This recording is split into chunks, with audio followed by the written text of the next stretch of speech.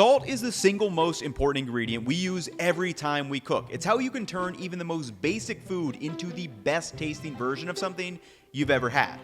So I bought basically every salt at my grocery store, ranging from $1 all the way up to $20 for a small box, in order to answer this question. What is the best salt for the average home cook? And I made this video because there are so many misconceptions and outstanding questions when it comes to buying and using salt in our cooking. For example, how does salt even make our food taste so good? What's the difference between Himalayan, flaky, iodized, or table salt? Is there a healthiest salt? Do some salts actually taste saltier than others? And where does salt even come from? So to answer these questions and many more, this video is broken down into 3 overarching sections. First, where does salt come from? Second, the 7 properties of salt every home cook should know. And third, how salt affects the 6 flavor fundamentals. In the first section, we'll dive into where salt comes from, how it is made, and why different types are basically all the same from a taste and chemistry perspective.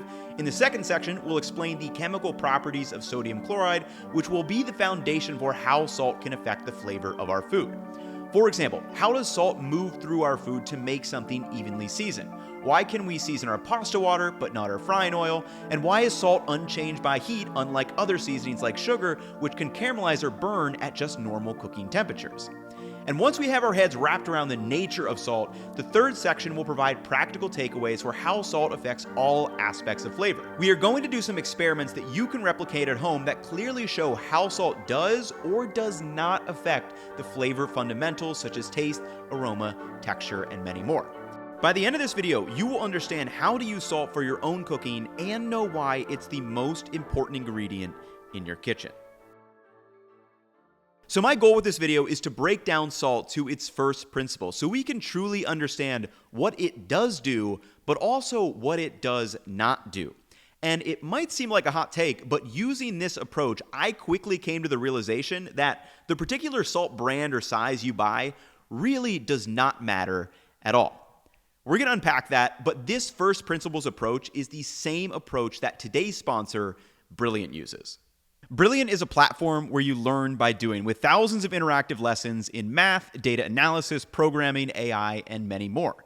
And each lesson is filled with hands-on problem solving that lets you play with concepts and build your problem-solving skills. This is why I'm going to recommend that you recreate some of the experiments that I do later in this video. I realized I would need to dig into several concepts of chemistry and ended up doing several Brilliant lessons, such as what's a chemical reaction, the equilibrium state, and atoms and charges, which all helped immensely for me to think through this video. Learning a little bit every day is one of the most important things you can do, whether it's just for personal or professional growth. So whether it's chemistry, data science, math, programming, or any topic, to try everything Brilliant has to offer for free for a full 30 days, visit brilliant.org/Ethan, or you can scan the QR code on screen or click the link in the description.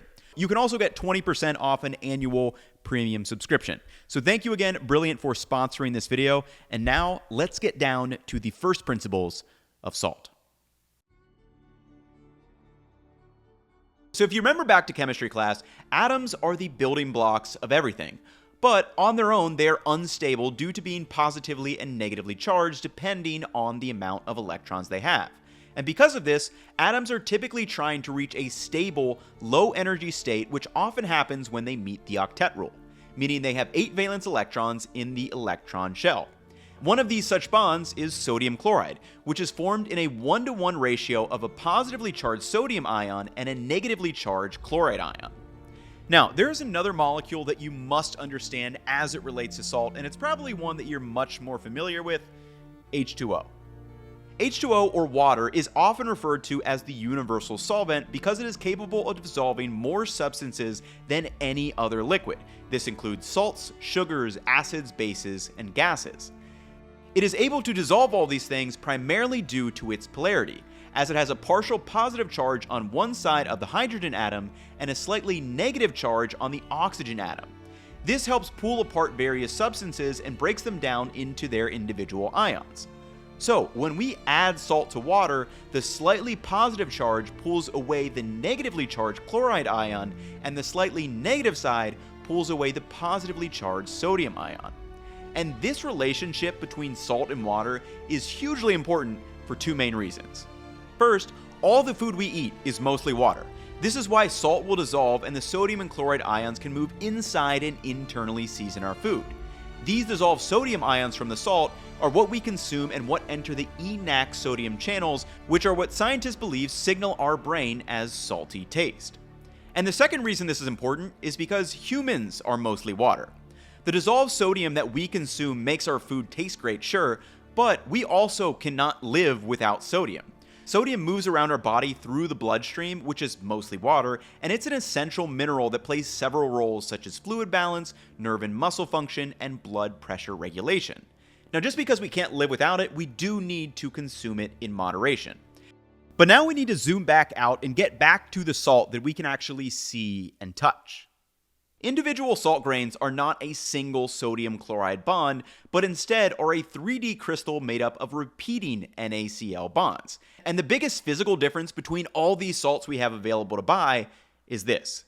Individual salt crystals can vary in volumetric size and density.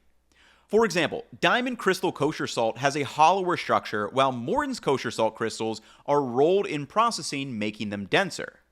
So I filled up 2 shot glasses with 28 grams of salt. First is Diamond Crystal and then Morton's Coarse Kosher Salt. And while the Diamond Crystal takes up more volume, these actually contain the same amount of sodium in them by weight and would make our food taste the same level of salty. How is this possible? Well, it's due to some simple math. The atomic mass of sodium is 22.989, and the atomic mass of chlorine is 35.453, so in a 1-to-1 ratio of this bond, sodium makes up 40% of the weight of the compound, and the chloride makes up the other 60%. However, if you are measuring by volume like a teaspoon or tablespoon, you could end up using significantly more or less sodium because they are different densities. And this is why using volume-based measurements for salt in a recipe is really not optimal, because there is no standardized salt crystal that is used all around the world. And this is the main reason why learning how to salt by taste is so important, and what we'll be covering in the second half of this video. But first, let's answer, how do we end up with so many different sizes of salt crystals? And really that all has to do with where it was harvested from and how it was processed. Over millions of years, H2O in the form of rain, rivers, and streams have washed over rocks and other materials containing these 2 atoms and bringing them to be naturally concentrated in several places around the world. And the most obvious one is the ocean. On average, the water in the ocean is around 3.5% salinity by weight, and ocean water can be commercially mined or harvested on the shores in open pans through solar evaporation. Secondly are saline lakes, which are landlocked bodies of water that were once connected to the ocean. And there can be different classifications differentiated between subsaline, hyposaline, mesosaline, and hypersaline. And the 2 most well-known saline lakes are the Dead Sea, which has a salinity of 33.7%, about 10 times the amount of the ocean, and the Great Salt Lake in Utah, which can range from 5 to 27% salinity depending on where you are. Another significant source of sodium chloride are salt mines, or halite. And these are rock salt deposits in the earth which are typically formed from a saline lake, which again used to be connected to the ocean, but that water has completely evaporated and dried up over hundreds or thousands of years. And an example of this is Himalayan salt, which are mined from the famous Kura salt mines. Another source of sodium chloride are mineral springs, which provide a flow of underground salt water that can be evaporated for harvest. Salt springs were common as a salt source for humans in the past, but are pretty rare today. A famous remaining example, though, is the Mara salt mine, which is fed by a mineral brine spring. The specific process may vary between all of these different boxes, but at its core, really what we're trying to do for the water-based sources are extract the dissolved sodium chloride through evaporation so we can turn it into salt crystals. So first, the raw salt source is typically refined in some way to remove other trace minerals. For example, seawater may be passed through a filtration system prior to the evaporation process. This evaporation can be done in large vats of refined water, solar evaporation in special ponds, or under a vacuum chamber. And as the water evaporates and is removed, the sodium and chloride ions will begin to find each other again and start forming into a 3D repeating pattern known as a crystal. Now, depending on the method used for evaporation and the rate at which the evaporation happens, you end up with crystals of all different shapes and sizes, ranging from huge flakes to smaller pieces. Lastly, those salt crystals will be processed and packaged, and this is what is available for us to buy. Now, there is an inexhaustible supply of salt on Earth for human consumption and industrial purposes like road salt. For example, in just a cubic mile of seawater, the weight of the salt, as sodium chloride, would be about 120 million tons or 240 billion pounds. Which may make you wonder, if salt is so abundant and there is this basically inexhaustible supply, how do some salts end up so much more expensive than others at the grocery store? Some salt is produced with massive machinery at a large scale, while others are hand processed in small batches. Some salt sources also may require more refinement and filtration, and some may just be faster overall to produce. For example, vacuum chambers can quickly crystallize salt into dense cubes, while solar evaporation can make bigger crystals, but is really slow. And all the salt flake varieties that I bought were generally more expensive. So the main difference between these salts we have available to buy is that they will vary in size and density. However, there's another secondary difference too. These salts have different amounts of trace minerals and additives, which can cause some differences in color and the health aspects of salt. All of the salt available to buy for human consumption is heavily refined, and estimated that these are between 97 to 99% pure sodium chloride. But that remaining 1 to 3% of these salt crystals can be trace minerals and additives. For example, pure sodium chloride is white, but the reason Himalayan salt can have a reddish pink hue is because it has trace amounts of iron oxide. And other trace minerals that can pop up in salt are calcium, cobalt, copper, iron, magnesium, potassium, zinc, and many others. Now, you will not see these on the ingredient label of the salt you buy because these are all naturally occurring and are in super tiny amounts depending on where the salt source came from, how much refinement was done, and how it was processed. And a lot of salt companies will add mineral analysis to their website if you want to find yours. Now, secondly, additives are compounds that were added for a specific purpose, and you actually will see these on the ingredient label. For example, we can see this salt has listed calcium silicate, which is an anti-caking agent, dextrose, and potassium iodide. Now, when it comes to the trace minerals and additives in salt, people will generally make claims that fall under two categories. First, they will say these minerals and additives can change the flavor of salt, and secondly, these minerals and additives can make certain salts healthier for you. So in order to test this first one, I set up 4 glasses of distilled water with 300 grams of water and 3 grams of different salts: iodized, Himalayan, mineral spring salt, and sea salt. And while I dissolve these, let's dig into claim number 2. One of the biggest issues in the supplement industry is that the clinical dose for a particular compound that can show a desirable effect from a study is often much higher than the actual dose in the supplement you are taking. To evaluate the potential health benefits for any trace mineral in all these salts, you would need to ask yourself these 2 questions. First, what outcome am I looking for by consuming a particular compound? And second, what is the clinical dosage I need per day to achieve the specified outcome? For example, many people will say Celtic salt is healthier for you because of its magnesium content. And magnesium is another necessary mineral our body needs, and the recommended daily value is 420 milligrams for adults. So let's say you use and consume 5 grams of salt per day in your cooking, of which 99.5% is sodium chloride and 0.5% is magnesium, which is likely going to be really high. This means you are consuming 2,000 milligrams of sodium and just 25 milligrams of magnesium. Now, if you are looking to consume more magnesium, here's a whole list of foods that have magnesium in them. And if you snack on an ounce of pumpkin seeds, you'll get 156 milligrams or 6 times that amount of using salt.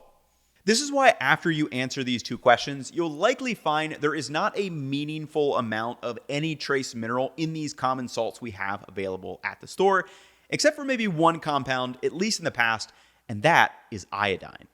If you've ever wondered why iodine was added to salt in the first place, we can answer that using the same logic from above.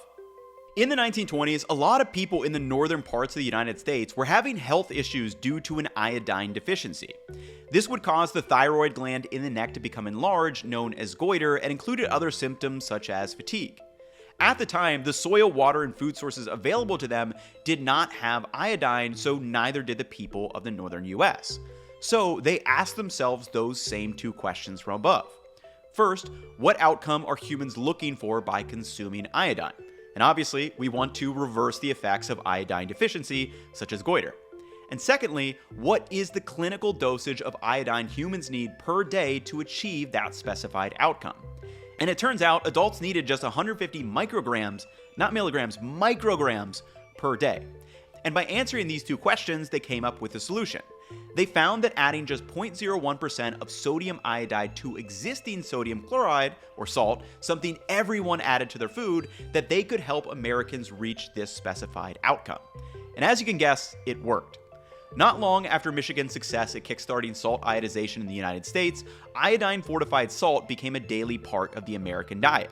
This slight but crucial modification eventually saw goiters become rare to the point of near extinction, erasing the goiter belt forever. So why is iodine no longer added to most salt? Well, today we have much more diverse food options available to us, and many animal proteins and sea vegetables are high in iodine, so we easily reach our daily minimum value, which again is just 150 micrograms. Lastly, before the taste test, do you need to worry about microplastics in your salt? Another hot topic today in general are microplastics, or tiny plastic particles that are less than 5 millimeters in size, and these are pervasive everywhere, in the ocean, soil, the air, food we eat, and researchers are finding them in every part of the human body. So it's no surprise that we are starting to see microplastic-free salt on the labels. So let's ask our questions. First, what outcome are we looking for by avoiding consuming microplastics? From everything I've looked at so far, we do not currently know the health impacts of consuming microplastics. Secondly, what is the clinical dosage of microplastics we are looking to avoid? Again, this is another unknown. Microplastics exist and all of us have them inside of us, and we get them from the entire food chain. The water we drink, foods we eat, vegetables, tea bags, whatever you're touching, you're probably getting microplastic from it. So you'd want to evaluate all of your life choices. For example, drinking water, whether it's tap or bottled, seems to be the biggest source of microplastics, and then you can work back from there. This is a space that I want to watch in the coming years, but as of now, there are just so many unknowns. So remember, a lot of salt varieties may say in their marketing that a particular salt is healthier for you. But from a chemical level, this is 97 to 99% sodium chloride in a repeating 3D pattern that forms a crystal. The total amount of sodium you consume is going to have a far bigger effect on your health than the trace minerals or additives that may exist in them, which hopefully you're starting to realize the answer to this question. So if you've ever gone to a place and had water and you're like, that water just tasted different for some reason, it's not the actual water that tastes different, it's because of those trace minerals in there. Remember, water is odorless and tasteless to us, so I use distilled water for this test. Now, while trace minerals can affect the flavor of water, salt is salty. So in this case, salt is basically acting like an impurity that you would get in water. And again, while we can see visually there are different volumes to these salts, this is all 28 grams of these various salt in here. And then when you control for salt, so 3 grams, 3 grams, 3 grams, 3 grams, they're all fully dissolved in the water, they're all going to taste the same. Making sure I'm cleaning my palate in between. So all of these just taste like salty water because remember, from a chemical perspective, it's just 99% sodium chloride. Now, if we were to add this salt substitute to one of these water, it would not taste salty, and that is because it's not sodium chloride. It's potassium chloride, fumaric acid, monocalcium phosphate, and silicon dioxide. And that's why these salt substitutes do not actually taste salty. It's hard to describe what these taste like. It's kind of bitter, kind of sour. You could use it to season food, but it wouldn't taste salty. So the basic takeaway for doing this test is that, if we can't taste a difference here when controlled by salt in just plain water, there's no way you'd be able to taste a difference in adding it to various foods if you're controlling for the same amount of weight. And this is why it's much more important to understand the properties of salt and how those properties affect the flavor fundamentals. Everything we've covered thus far in the video has been building our understanding of sodium chloride from a fundamental level. And here are the key principles from this section to keep in mind as we continue into sections 2 and 3. And by approaching it this way, hopefully you're starting to realize that salt is the most important ingredient that a home cook can learn how to use, but the actual type you buy really does not matter all that much. And to answer my question from the beginning of this video, there is no best salt for the home cook. Arbitrarily adding expensive flaky salt to every single dish is not how you can make better food. We can make equally amazing food with the cheapest iodized table salt and make terrible over or under seasoned food with the most expensive salt we have. For example, I was on vacation last week and all that was left behind in the cupboard of the house was some table salt. So I was still able to make great food because consciously I know that table salt is much more dense than what I'm used to using, so I had to use lighter pinches in the food that I was seasoning. And personally, I would not recommend wasting your money on a really expensive daily driver salt. From a flavor perspective, it is far more important to pick one, learn how to use it, and stick with it. Buying a certain type of salt will not help you answer those questions that I posed at the beginning of this video. But what will are the 7 properties of salt that every home cook should know.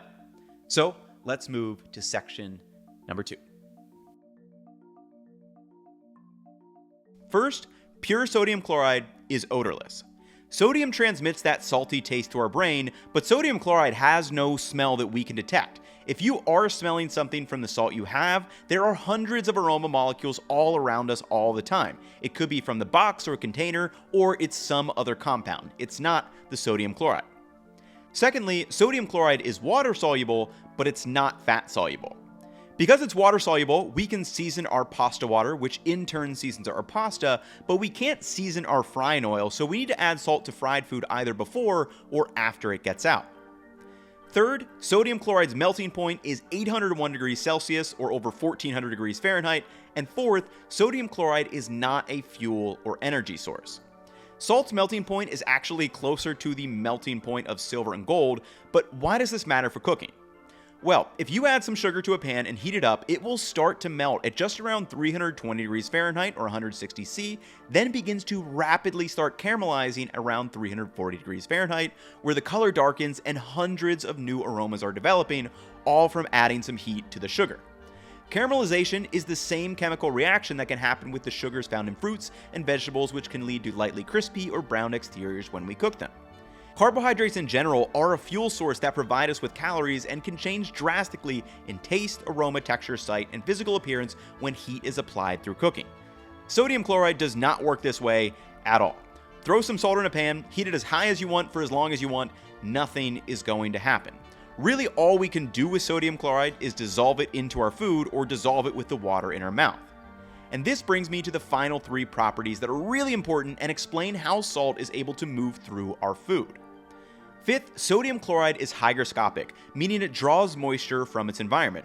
So if we sprinkle salt on 2 sponges, one completely dry and the other sponge is wet, the salt will just stay on top of the dry sponge. But for the one that is wet, it will actually start to draw that moisture towards the salt. Once it draws enough moisture away, this is how salt dissolves, and then it goes through 2 more processes: diffusion and osmosis. Diffusion is the natural movement of particles from an area of higher concentration to an area of lower concentration. And building on that, osmosis is the diffusion of a solvent through a semi-permeable membrane. Most food is made up of water and semi-permeable membranes, such as protein fibers in our meat or the cell walls in our fruits and vegetables, allowing salt to move around via the water.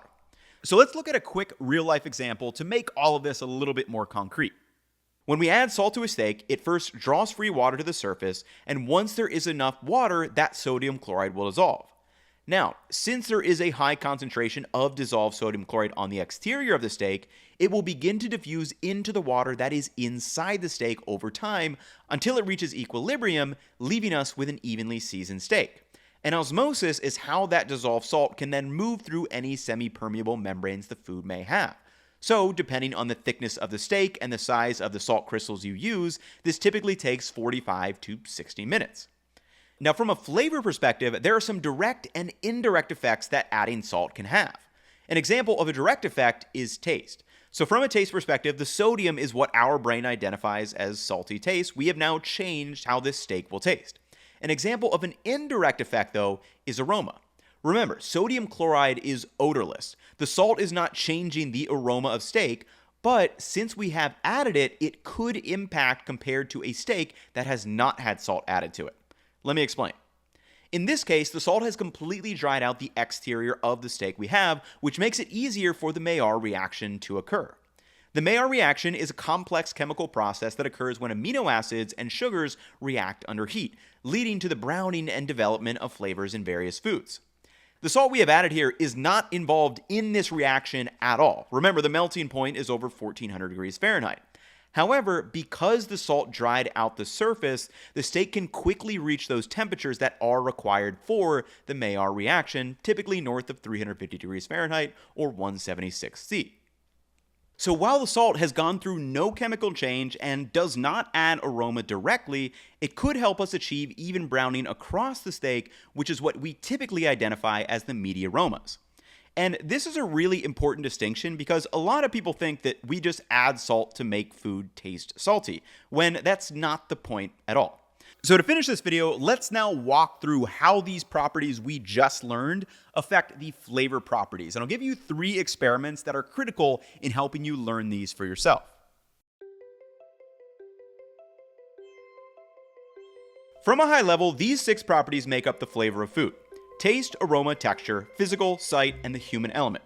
And we're going to walk through each of these areas with how salt can affect the flavor of our food. As noted on Cookwell, our tongue can register 5 core tastes: sweet, sour, bitter, umami, and salty. These tastes make up the base seasoning and balance of recipes, and most ingredients have 1 or more tastes. And if you know what a particular ingredient contributes to a dish, this is crucial for adjusting and substituting. When it comes to learning how much salt we need to add to food, we kind of have 2 levers to pull on. First is how much salt by weight we add to a dish, and secondly, how much salt is in balance with the other 4 tastes. So let's run through a quick experiment for each. For this first test, I chopped up 500 grams of chicken breast and split them into 5 portions and then added varying amounts of salt by weight: 0%, 1%, 2%, 3%, and 4% salt by weight. Chicken breast is made up of around 75% water, 23% protein, and just 1 to 2% fat.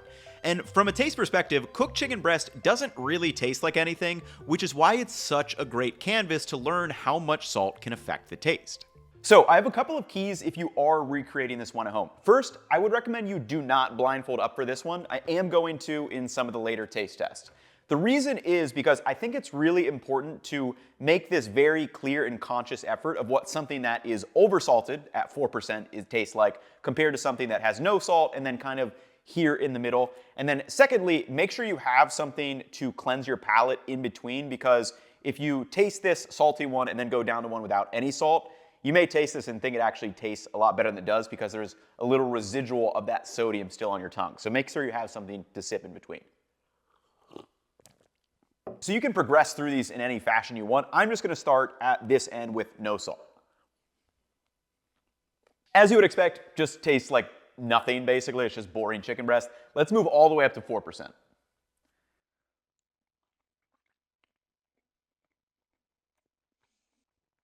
Yeah. So as you can guess, at 4%, it tastes salty. And that is an indication that something is over-salted if you can clearly pick out the salty taste. What we're looking to do with when we actually add salt to food is kind of to have it taste seasoned, but you almost don't even want to know that the salt is there. And this is what this kind of middle range will be. The saltiness on that one is still even lingering. Okay, 1%. So at 1%, clear differentiation between something that's completely unsalted, but it doesn't just taste dominantly salty like 4%. So as I'm tasting 2% and the 3% chicken, these are kind of interesting because 2% I would say is just, it's at that very upper range where it's not too salty, at least in my opinion, but it is definitely getting close. And 3% I would say is across the threshold, at least for my taste buds. And really this is a great test to do to really differentiate between using salt to make something taste seasoned, but not to make it taste salty. And actually in the next test we're gonna do, we're gonna build on this salt test and move forward with 1% salt and then add spices to the equation so we can differentiate between them. But before we do that, you may be wondering, is there kind of a general rule with how much salt you should be adding to your food? And this will vary, but in general, 1 to 1.5% salt by weight of the food is generally a good starting point.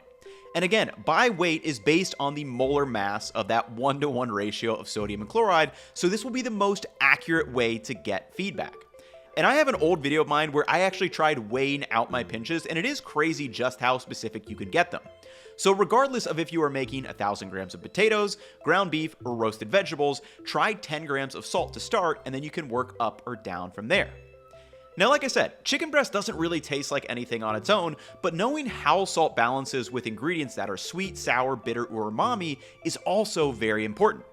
For example, if I have oversalted a dish, there's kind of two main ways I can fix it, which we'll see with test number 2. So in these 2 cups, I have 100 grams of distilled water and 2 grams of salt. So to me, both of these taste pretty salty. So the first way that I can fix this kind of oversalted water in this case is just to simply increase the volume of water. So this is 100 grams of more distilled water. Give it a quick stir.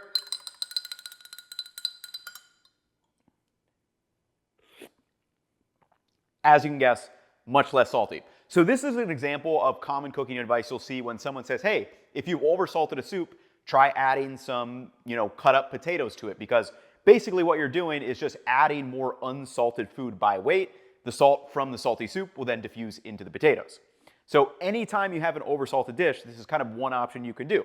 Now, sometimes when you are cooking, you're not able to, add more volume. For example, if you've oversalted a steak, you can't really add more steak because you've already salted that.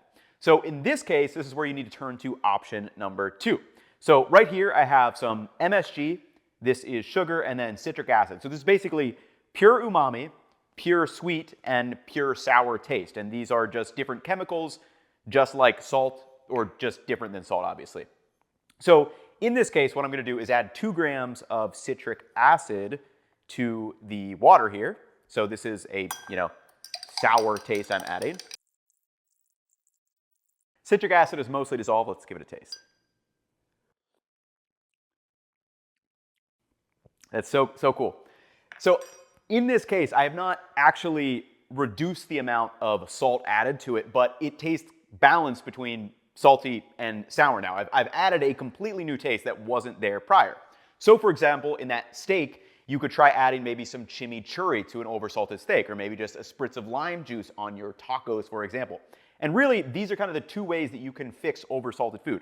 Either add more volume of unsalted food, or figure out how to balance it with some of these other tastes: umami, sweet, sour, bitter. Now, there are millions of different tests we could do just stemming from this first couple of principles. But for now, just remember those 2 key levers that we can pull on: the total weight of the salt we add to a dish, and how much salt is in balance with the other 4 tastes. But now, let's talk aroma. As we've mentioned, sodium chloride is odorless, meaning it can't directly add aroma to food in the way that spices do. Aromatic odor molecules from spices will bind to the odor receptors in our nose, which then triggers a specific signal to our brains to make cumin smell like cumin and cinnamon smell like cinnamon. However, if you plug your nose and take a spoonful of cumin, it won't smell like anything, and it will kind of just not taste like anything either. However, if you plug your nose or open your nose and take some salt, it all just tastes salty. And this is what's important to understand here.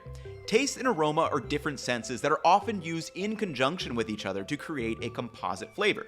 And here's an experiment that you can use to experience this difference in your cooking. So again, I have 4 portions of 100 grams of chicken breast. To one, I added absolutely nothing. To the second, I added 1% or 1 gram of salt by weight. To the third, I added 1% or 1 gram of a spice mix with cumin, garlic, and chili powder. And then to the fourth, I added 1% or 1 gram of salt and 1% of the spice mix, and then cooked them all up. So all the taste tests I'm doing in this flavor section are very important, but if you could only do one, I would recommend maybe starting with this one first, because it's very important to understand what salt does and what it does not do, and also be able to separate the difference between taste and aroma. And to help you do that, I think it is very important to blindfold up. Just take away your sight. Then I'm going to use the no salt as a control and mix these up. And this one is really fun. I highly, highly recommend doing this for yourself. Okay, so I have my control over here. I'm just gonna mix these ones up. And again, I'm gonna start with the control. So nothing added to this, just plain cooked chicken breast. Like we went through before, it's plain. Now let's go to this one. Instantly I can smell, I'm getting aroma. I know there are spices added to this. Now, just by smelling, I don't know if there's salt added to it. I need to actually taste it. As soon as I taste it, I can tell that it's just definitely not been salted. And while it smells good, it doesn't taste good, which is really cool. All right, now let's move to number 2. Basically neutral smelling. Definitely no smelling of the spices. This is probably going to be the salted. All right, let me just. So I can smell the spices.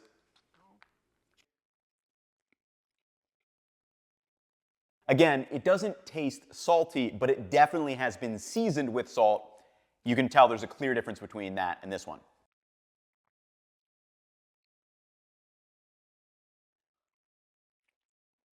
That's what salty taste with aroma does right there.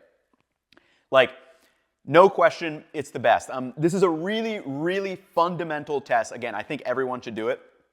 Because what you'll find out is, like, salt is kind of this really nice, almost prerequisite of flavor. And if you had the choice between adding 1% of salt and 1% of spices, I mean, you can do this for yourself and let me know. I'd much rather just have the plain chicken with 1% salt rather than chicken with only spices and no salt. However, when you put them together, there's no question this is what you want. Really cool test. Now, we need to do a whole separate deep dive into spices and aroma because it's one of the most important properties and can really change our food's flavor from cuisine to cuisine, but I even don't fully understand all the mechanics of how it works.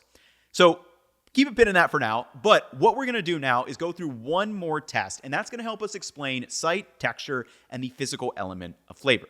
For this test, I set up 3 identical pieces of avocado toast. The only thing that I changed is the size of the salt crystal used, but I did control for the weight. So I used Himalayan salt, flaky salt, and table salt, and right away we can see the first difference in the flavor properties. Has your mouth ever started watering just by looking at some sour candy? Well, that is your sight impacting flavor. Our eyes are the first sense to interact with the food we eat, and we judge many other elements of flavor with our eyes. Texture, temperature, and cuisine can all be addressed by first sight. In terms of salt, we can visually see differences between the large pieces of Himalayan salt, the light flaky sea salt, and the tiny pieces of table salt on our avocado toast. Sight does not typically play a large role when it comes to using salt in our food, but seeing 2 photos of caramels, one with flaky salt on top and one just plain, I'm personally taking the one with the salt on top. Now, sight and the human elements of food are very intertwined. The color and presentation of foods can create different associations or emotional reactions. One of the biggest biasy problems of only watching cooking content and not actually trying these things for yourself is that your sight is heavily influencing your perception of what is important and what is not.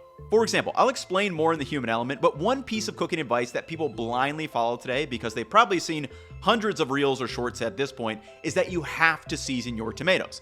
This is just not true. Sometimes you might want to season your tomatoes, sometimes you definitely do not want to. And when you take your sight away, as I try to do in every taste test I do on this channel, you'll quickly realize a lot of things don't make nearly as big of a difference as you would think. But now, let's talk texture. Textures are experienced through our mouth, tongue, and lips, and sometimes we can also hear ingredients with our ears, such as biting through a crunchy chip. Now, there are 2 ways that salt can affect the texture of a dish. First is the texture from the salt itself. For example, when it's not dissolved, this Himalayan salt I would describe as crunchy, the flaky salt as crisp, and the table salt as grainy. However, since we typically use such a small amount of salt and it dissolves so easily, we rarely are picking up on the specific texture of a salt. And secondly, salt can change the texture of the food it was added to. Remember, since salt is hygroscopic, it will draw moisture from its environment, and since most food is made of water held in cells and fibers, salt almost always has an impact on the texture. For example, if I add salt to some greens and come back, I'm left with a bunch of water in the bowl and some super limp greens that are terrible for salad.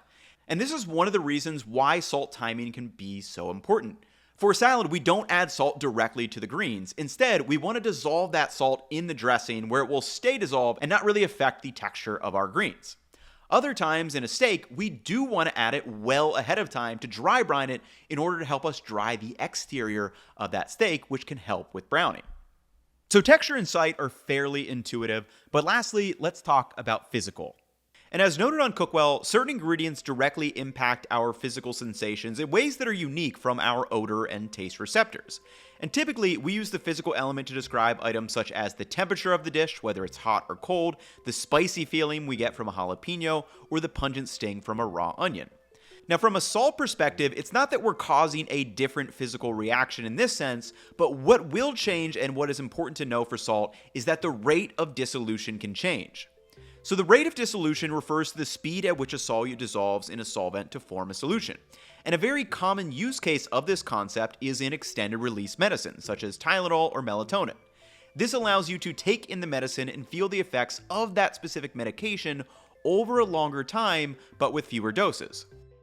So why is this an important concept to know when it comes to salt? Well, if you understand the rate of dissolution, in theory, you can make things taste saltier by actually using less total salt overall. And in short, there are 4 factors that can influence this rate. First is the temperature, second is agitation. So higher temperatures often increase the rate of dissolution, and stirring or agitating is a way to bring the solvent into contact with the solute. And this is why most of the time when we add salt to our cooking, it will end up fully dissolved. Third is the concentration gradient, where a larger difference in the concentration between the salt and the solute speeds up dissolution. So this is the example of going from a high concentration in the water down to a low one to end up evenly spread out. And then lastly, and most importantly when it comes to salt, is the surface area of the solute. So smaller particles or an increased surface area will speed up dissolution, and it comes from out to in.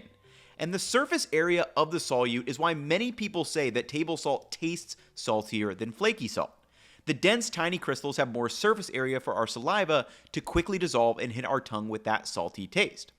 Now, using that same logic, you can make flaky salt taste saltier too if you just merely crush it up and increase the surface area.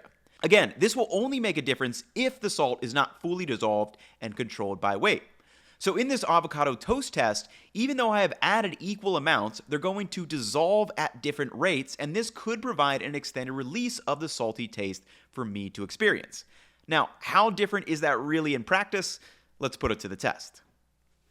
This is really cool right here because you can already see the different rate of dissolution. The table salt is basically already gone. You can see it. It's starting to dissolve into the avocado. The flaky salt is still kind of mostly intact, but the smaller pieces are. And then the Himalayan salt, which are those really big, thicker chunks, are not really dissolving at all, but let's give them a taste. I've already seen them, but I'm blindfolding up so I can really try to focus in if I can feel that texture and taste difference between these.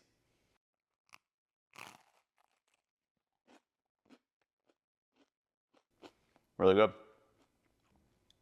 Number 2.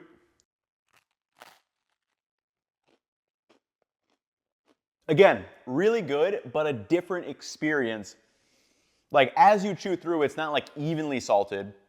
You can feel when you get a crystal and it's like dissolving on maybe one part of your tongue over another. Texture-wise though, I mean, all the texture I'm getting is just from the bread itself. For me, it's impossible to pick up on that super thin flake of the flaky salt. That should change when we get to Himalayan salt though.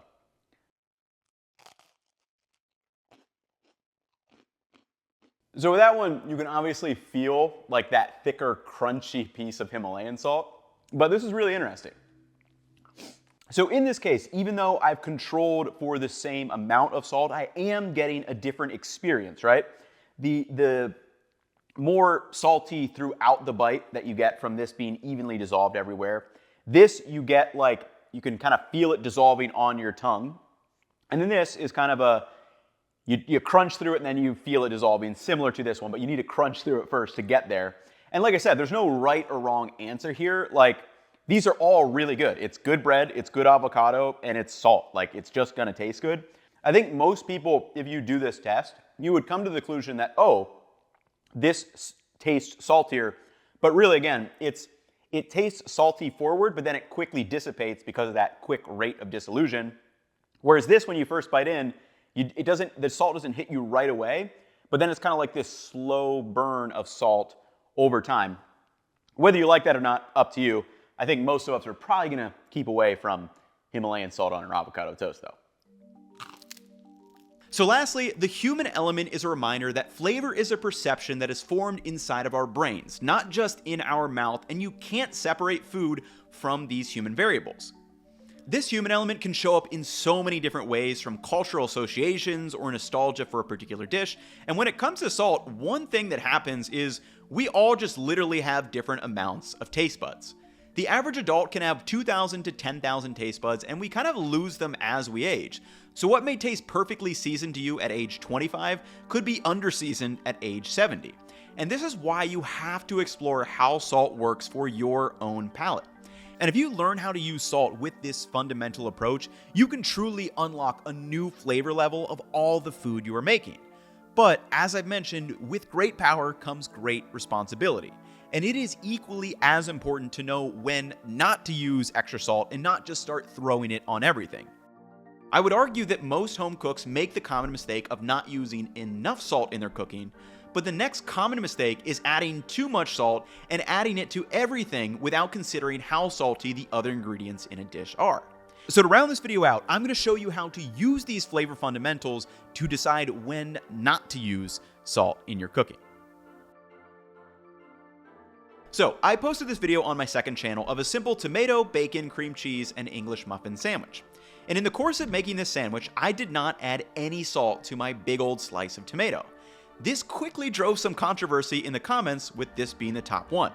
Quote, posting a sandwich recipe that's 90% tomato slice and leaving it completely unseasoned is quite frankly insane. This honestly surprised me because based on my experiences, adding extra salt to the sandwich would have ruined it for two reasons. First, the tomato is already great as is. Secondly, I have two ingredients that are already salty. So let's walk through the flavor fundamentals of how adding salt would have affected this dish and why I ultimately decided not to use it.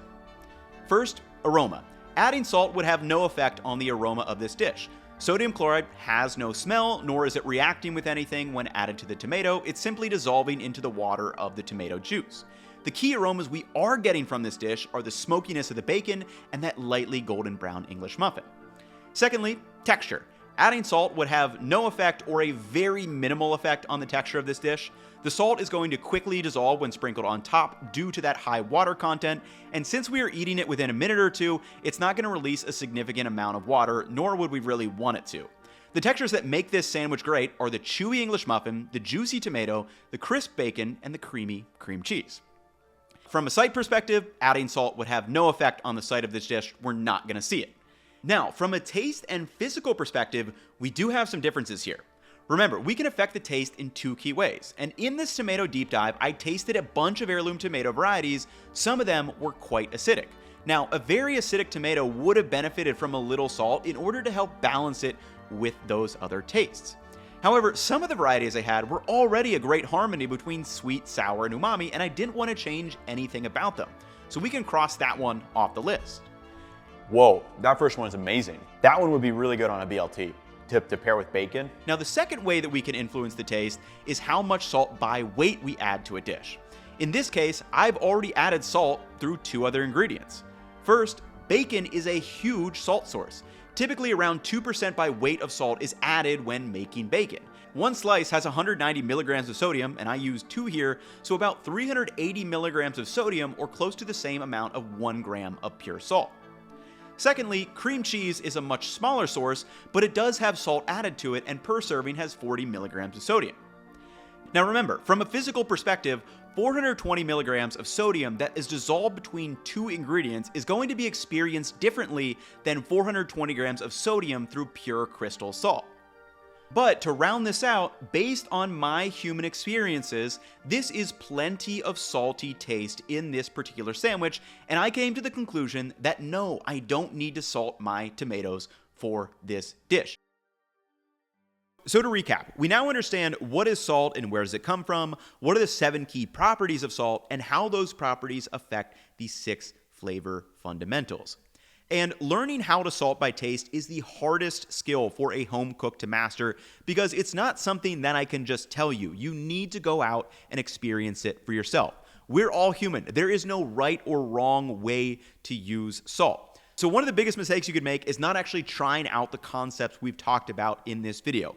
And we've put together a little companion page that I'll link below that'll kind of walk you through the experiments and what you need and what you can potentially learn. And really, whatever salt you already have will work perfectly fine. You know, Morton's is a good kind of budget option if you don't mind spending some more money. Diamond Crystal has kind of a different hollower flake, which just yields more volume, but by weight, again, they're going to be the same. And actually, when I was in France, I got used to this like gray sea salt that I ended up really liking a lot. But really, whatever salt you happen to have is perfectly fine. And with this video, we didn't even get into the specifics of like curing and preservation or wet brines versus dry brines or talking about salt timing because really, I just needed to go through all these fundamentals and there was so much to cover already. But now that you have this mental framework, you should be able to answer almost any question you may have about salt in your cooking. And personally, I actually have a couple more videos that I want to make that are kind of stemming from questions I now have.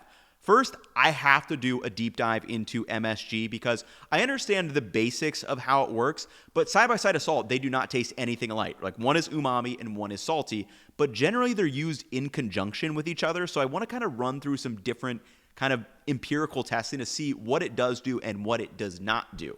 And then secondly, I'm now questioning the common cooking advice of you should always season in layers.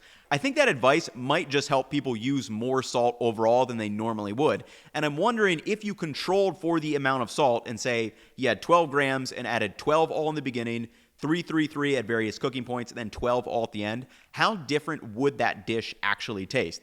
In some cases, I think it may make a big difference. In other dishes, I think it may make no difference at all. So that's another video that I definitely want to make at some point. But anyway, that's all we have time for today. A couple of any notes. If you guys want to sign up for the second channel, it's more recipe-based content, and you will be able to see me just kind of salting to taste, or sometimes I do bust out my scale if I'm looking for a particular amount of salt to add. Secondly, we are going to launch a product soon here in the next few weeks. You may have seen it in this video. So first announcement of that is going to be on our newsletter, which I'll link below. So if you want to sign up and get some product updates, that'll be there. But anyway, hopefully you guys learned something. Let me know down in the comments what surprised you, maybe any light bulb moments that went off in your head. But that will wrap it up for me in this one. I will catch you all in the next one. Peace, y'all.